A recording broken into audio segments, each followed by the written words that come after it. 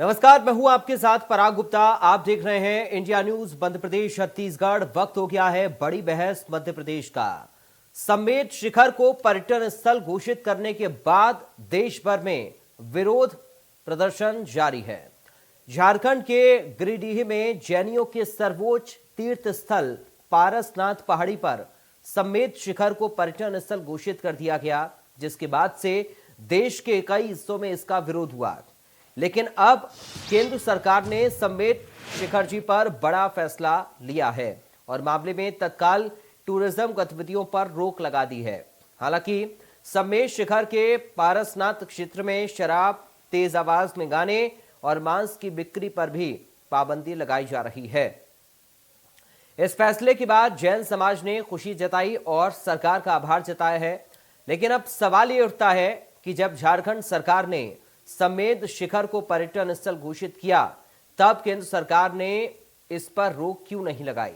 भारी प्रदर्शन के बाद ही केंद्र को फैसले लेने में इतना वक्त क्यों लगा? दरअसल साल 2019 में केंद्र सरकार ने समेत शिखर जी को इको पर्यटन स्थल घोषित करने का ऐलान किया था। इसकी सिफारिश झारखंड सरकार की तरफ से की गई थी, जिसके बाद फरवरी 2022 में राज्य सरकार ने इसे लेकर अधिसूचना जारी कर दी। समेत शिखर जी को पर्यटन स्थल घोषित कर दिया गया। इस दौरान पर्यटन स्थल के आसपास शराब और मांस की दुकानें खोलने की भी इजाजत दे दी गई, जिसके बाद पूरा विवाद शुरू हुआ और जैन समाज ने आंदोलन खड़ा कर दिया। बता दें कि समेत शिखर जी जैन समुदाय का एक पवित्र स्थल है। जैन संघ के मुताबिक पर्यटन स्थल बनने से समेत शिखर में मांस मदिरा का सेवन होगा, होटल खुलेगा, लोग जूते चप्पल पहनकर पहाड़ पर आएंगे, जो जैनियों की आस्था के लिए कुठाराघात होगा।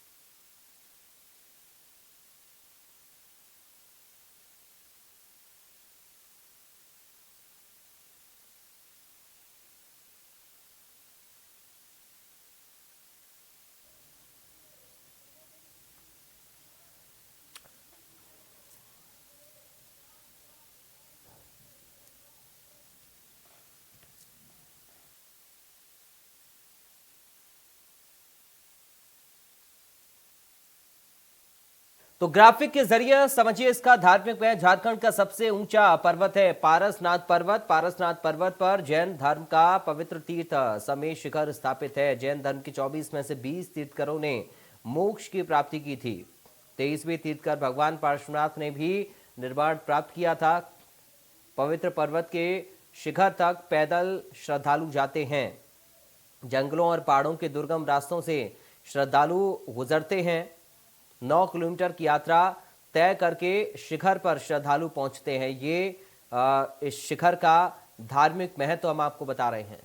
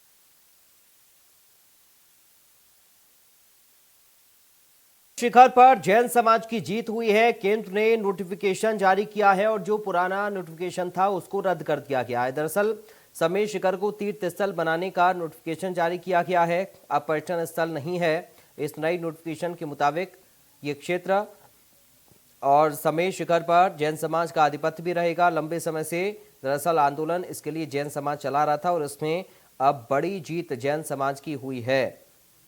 तो समेत शिखर जी को लेकर भारत सरकार ने पत्र जारी किया है। समाज के लोग लगातार मांग कर रहे थे इस संबंध में निर्णय लिए जाने को लेकर और अब निर्णय इस संबंध में लिया गया है। केंद्र सरकार ने फैसला दिया है, एक नया नोटिफिकेशन जारी किया और इसके साथ ही पुराना जो नोटिफिकेशन था उसको वो रद्द हो चुका है।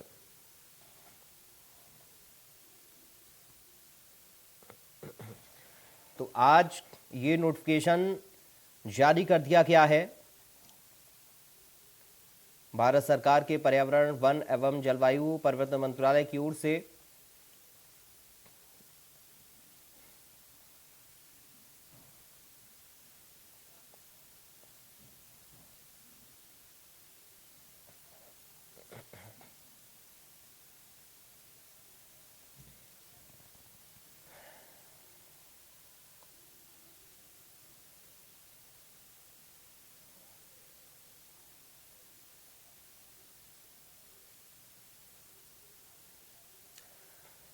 तो समेत शिखर पर जैन समाज की जीत हुई है। केंद्र सरकार के नए नोटिफिकेशन के मुताबिक समेत शिखर को तीर्थ स्थल बनाने का फैसला लिया गया है और जो पुराना नोटिफिकेशन है उस वो रद्द हो चुका और अब नए नोटिफिकेशन के मुताबिक पर्यटन स्थल नहीं बल्कि तीर्थ क्षेत्र समेत शिखर जी को घोषित किया गया है। समेत शिखर पर जैन समाज का आधिपत्य रहेगा क्योंकि इसको लेकर लंबे समय से आंदोलन हो रहा था। जैन समाज की ओर से एक लंबे वक्त से आंदोलन किया जा रहा था और अब पत्र जारी कर दिया है भारत सरकार ने। समेत शिखर जी को लेकर भारत सरकार की ओर से नोटिफिकेशन जारी कर दिया गया है। अब ऐसे में ये बड़ी जीत जैन समाज के लिए, चूंकि ये कहा जा रहा था कि अगर ये पर्यटन स्थल होगा तो यहां पर मांस मदिरा का सेवन होगा, लोग जूते चप्पल पहनकर यहां पर पहुंचेंगे। चूंकि ये धार्मिक स्थल है, तमाम जो गतिविधियां होंगी वो सही नहीं होंगी और इन तमाम बातों को और भावनाओं को ध्यान में रखते हुए एक नया नोटिफिकेशन केंद्र सरकार की ओर से जारी किया गया है और इस नोटिफिकेशन के मुताबिक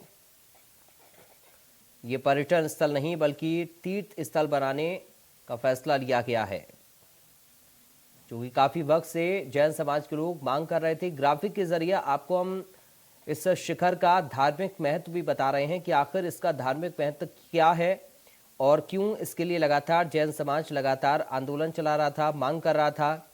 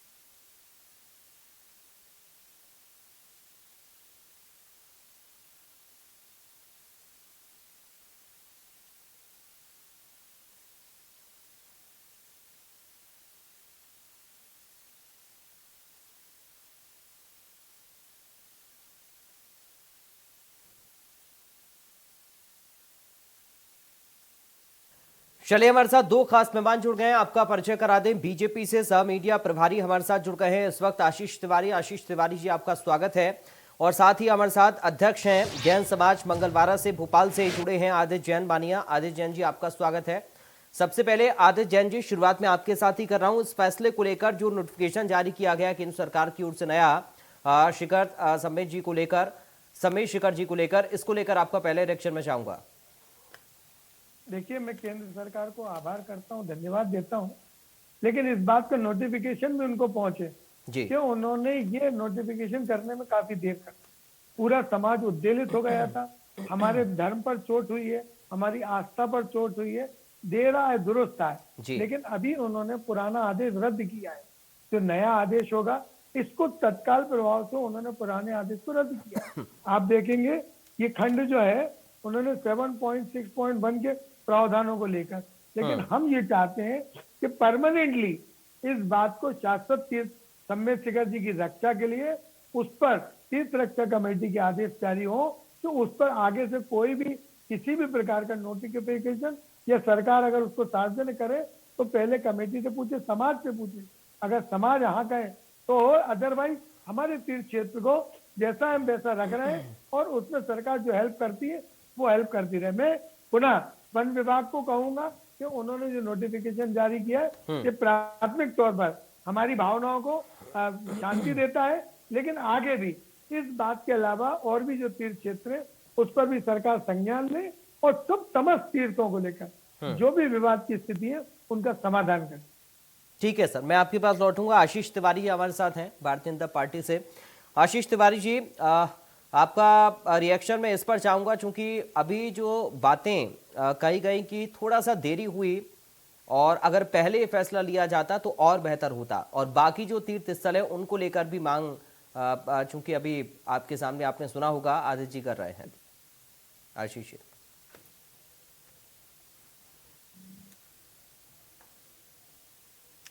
सर आपकी आवाज नहीं आ रही है, अगर आप म्यूट है तो अनम्यूट करिए एक बार।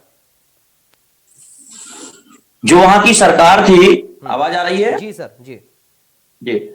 वहां पर जो सरकार थी, उस सरकार के द्वारा जो प्रस्ताव रखा गया, उस प्रस्ताव पर केंद्र सरकार ने काम किया था। परंतु जब जैन समाज की भावनाएं सामने आई और सारी भावनाएं का सम्मान करते हुए माननीय मोदी जी की सरकार ने निर्णय लिया, तो इस निर्णय को लेने के साथ ही वहां की जो सरकार की भूमिका थी वह भूमिका स्पष्ट नहीं थी। वो यह नहीं चाह रहे थे कि हम किस तरीके से इस पे काम करें। शायद यही कारण था कि उसमें विलंब हुआ है।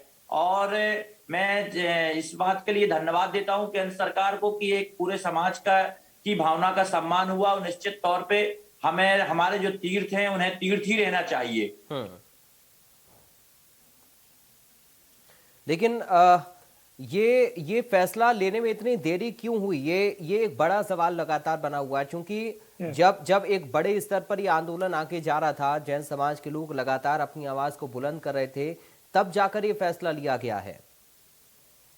देखिए, वहां पर जो सरकार थी कांग्रेस की, उस कांग्रेस सरकार के द्वारा भी जिस प्रकार से कानूनी प्रक्रिया होती है कि हमारे यहाँ जो जिस प्रकार से उसकी रिपोर्टिंग होती है और उसके बाद में साथ ही साथ जो प्रस्ताव जाते हैं, जानकारियां जाती हैं, उनको भेजने में भी विलंब कांग्रेस की सरकार के द्वारा लगातार किए जाते रहे।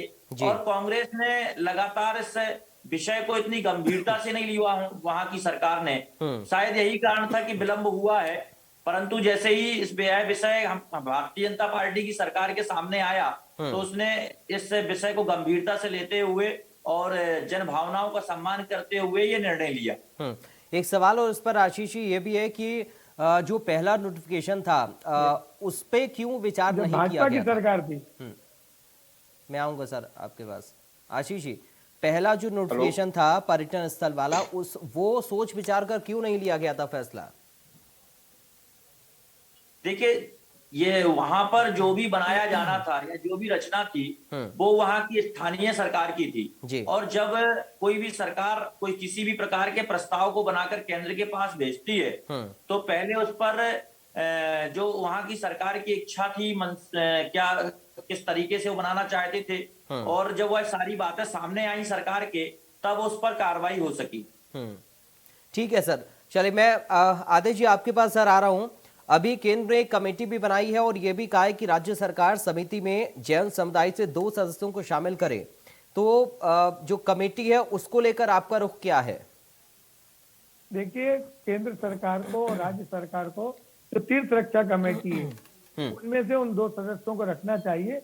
लेकिन मैं आशीष जी के संज्ञान में ये बात ला दूं कि जो पहला नोटिफिकेशन जब जारी हुआ था तब वहां भाजपा की सरकार, और दूसरी बात, अगर ये कह रहे हैं कि केंद्र में भाजपा की सरकार है और राज्य में कांग्रेस की सरकार है, तो ये सम्मेलन, ये जो आंदोलन है, ये मौन आंदोलन आज से 10 दिन पहले चालू हो गया था।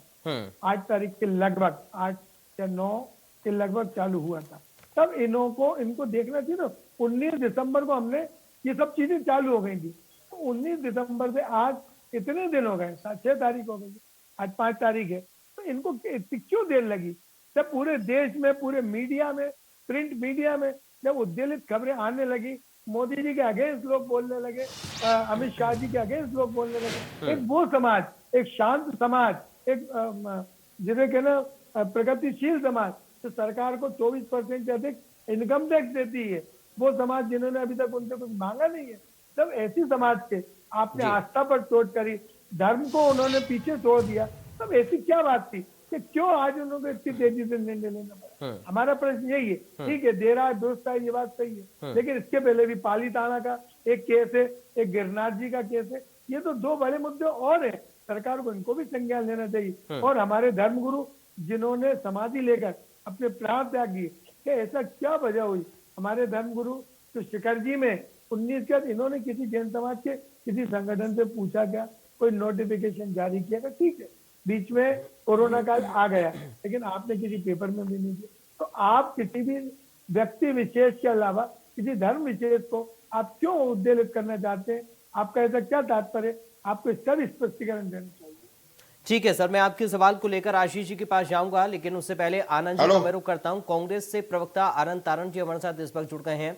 आनंद जी, आपका स्वागत है सर चर्चा में। नमस्कार जी नमस्कार सर, जो नोटिफिकेशन केंद्र का आया है समेश शिखर जी को लेकर, उसको लेकर रिएक्शन आपका?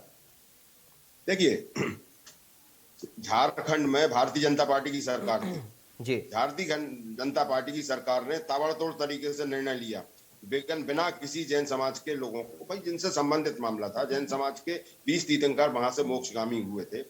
जैन समाज के सबसे हिंदुस्तान के अंदर सबसे आराध्य क्षेत्र है, जैसे कि मक्का मदीना, इसी तरह से शिखर जी जैन समाज का एक ऐसा क्षेत्र है जहाँ पूरे संसार के लोग आते हैं। हिंदुस्तान के तो लोग जाते हैं, लगभग हजारों की संख्या में रोज प्रतिदिन लोग वहां जाते हैं। और अगर वहां कोई चीज भी करना था तो जैन समाज के लोगों को विश्वास में लेके अगर कोई काम करना था, उस समय तत्कालीन सरकार भारतीय जनता पार्टी की सरकार वहां थी।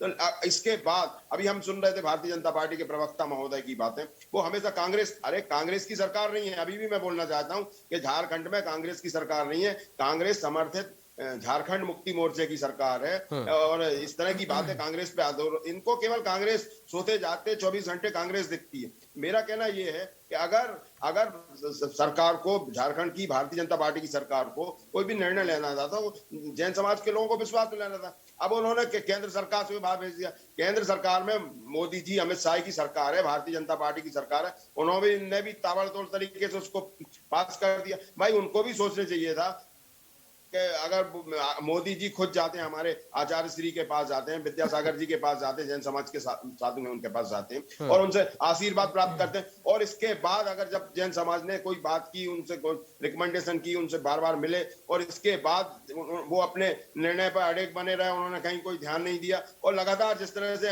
आपने देखा होगा कि किसानों ने 1 साल तक धरना आंदोलन दिया और इसके बाद कई किसान मारे गए, हजारों की संख्या में किसान मारे गए। उसके बाद भी कभी उन्हें आज तक समय नहीं मिला कि किसानों से चर्चा करें। इसी तरह से उन्होंने सोचा कि ये जैन समाज है और जैन समाज को हम कोई अंतर नहीं पड़ता। लेकिन जब उन्होंने देखा कि पूरे देश में जैन समाज के बाद दूसरी समाज के लोगों ने भी अपने संस्थान भी बंद रखे, सब कुछ बंद रखा, और जब इस आंदोलन में शामिल हुए, इसके बाद भी इनको कुछ नहीं हुआ। इसके बाद भी लगातार 15 दिन तक शांति रही, मौन रही, चुप्पी रही।